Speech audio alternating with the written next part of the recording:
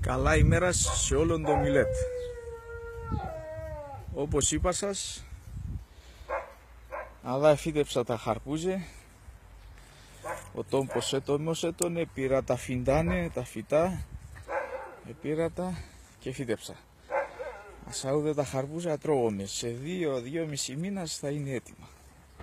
Ο τόπος είναι καλός και εμπρελεμένος, επίκατο περιποίηση.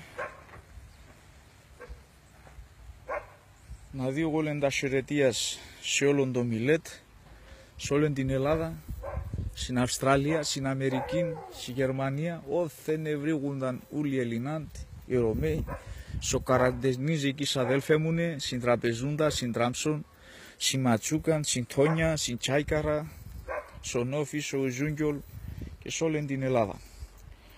Όπως είπα σας φίλοι, εφύτεψαμε τα χαρπούζε. Η γιάγια μου είπε με ο σήμερα μη βλάστη μας. Ο σήμερα είπε με ατά τα ημέρας ας πέραν η Ανάσταση και είπε εκεί ας έρθει η λαμπρή.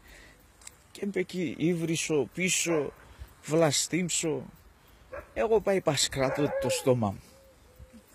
Άμα ξανουνίζω και λέγω ο Τσίπρας πάει να δες κάτι στην Ελλάδα. Να κατηβάσμασε στο γούζι.